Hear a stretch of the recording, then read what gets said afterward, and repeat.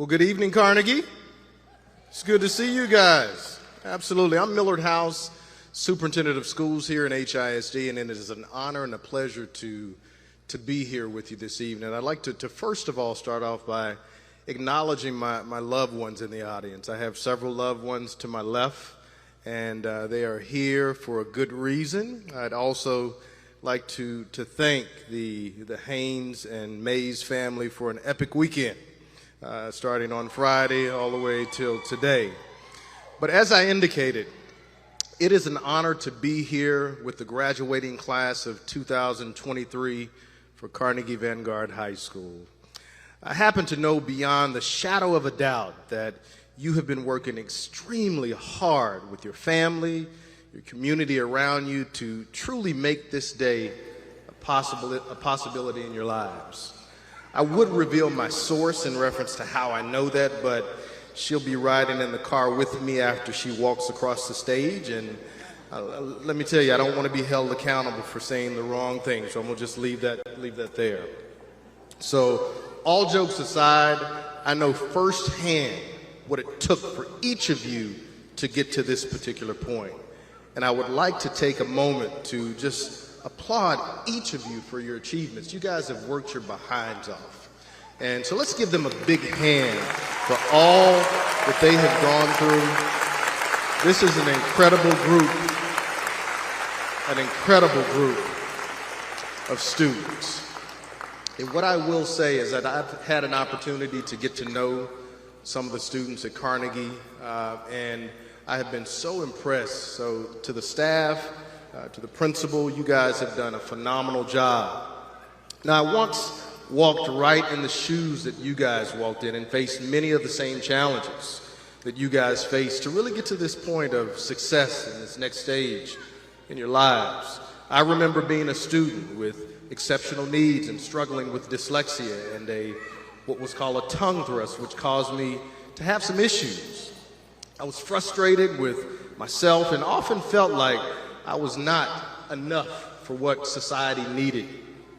Something as common as reading aloud sent this fear through me, and I would often hide during class just to avoid those moments to have to do choral reading out loud. I often ask myself, why is this happening to me? Why can't I be like other students?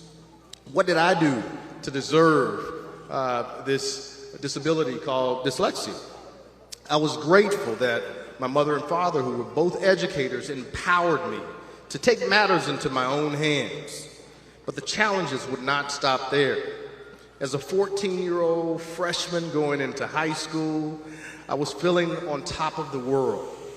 Now, at that time, we didn't have Instagram, we didn't have Twitter, we didn't have Facebook, but what I can tell you, I'm almost sure I would have been a top influencer if I had had the opportunity at that time. Now, no one could tell me differently in reference to what hard work was at that given time. I did everything in my right mind to ensure that I had the opportunity to move forward. And then it was interesting, as life moved forward, I had a major accident during my freshman year. I used to ride motorcycles, believe it or not. I used to call myself what they call a hot boy, and rode bikes, but had a major accident. I could have lost my life during my freshman year. It was my first major challenge. I was told that one of my limbs may not heal in the manner that it needed to, but I did what was necessary to continue working, to continue to focus, and made sure that I had the opportunities that many of you all will have. I'd always wanted to be an athlete and try to play basketball, baseball, but based on what I was hearing from doctors, I might not have had that opportunity. Now, I know you all know that this isn't what you came for. I know this is a day of celebration, but I share this with you to tell you that your life will have bumps. Your life will have challenges. You may not have seen those challenges as of yet. You never know when they're going to come, but at some point, you will be challenged. And in those moments, I choose to take charge, and I challenge you all to take charge. of the circumstances and become the orchestrator of what's going on in your life at that given time. Regardless of the circumstances, look forward and practice the kind of resilience that we know that you all have practiced to get to this particular day. Now, I pursued my dream of having the opportunity to play basketball at the college level and even enrolled in marching band to serve as a type of physical therapy so that I could get back to where I needed to be. Now today, that same kid who hid in class to avoid reading aloud is standing before you, having overcome the obstacles that life has presented so far. No doubt, there will be more obstacles to overcome. This is what I want each of you to understand and be ready for. Nearly 2 years ago, when I accepted the position as superintendent here in HISD, there were several obstacles that our students were facing, but I knew that we could come in and work together to overcome many of them. You all are a shining example of the perseverance as well as the family members that you all have had to support you, and we are extremely excited and proud of you for your journey. Today, you guys are walking across this stage and entering into this next phase of your lives. Life will throw some curveballs. We can always bank on that.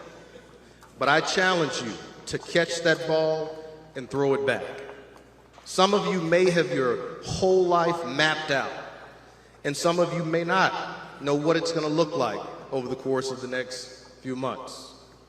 What I ask that you do is just to focus on what it is to practice the kind of resilience that you all know that can move you forward to help this society.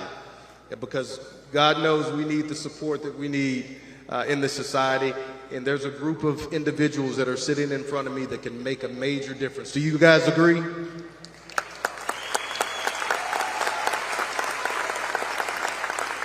Lastly, you all have proven that you are capable of great things, and I am confident that you all will continue to make your families, yourselves, and HISD extremely proud. I can tell you that even as superintendent, there are days where life takes a turn, and I wonder if I am on the hidden camera show at times because it feels like a reality from time to time. You all are students that can make a difference, but it's important that you go out and make that difference for yourself. Moments like today make me extremely proud to have taken control of my destiny and overcome those challenges that I had. Now, regardless of what has happened in your life or what will happen in your life, today and every day ahead of you is a brand new beginning. Continue working hard, maintain a positive outlook, and believe in yourself, and the sky is the limit. I am so proud of each of you, as well as your teachers, your administration, your coaches, and most of all, parents, guardians, and the family members who have made sure that you had the support to get to this particular point.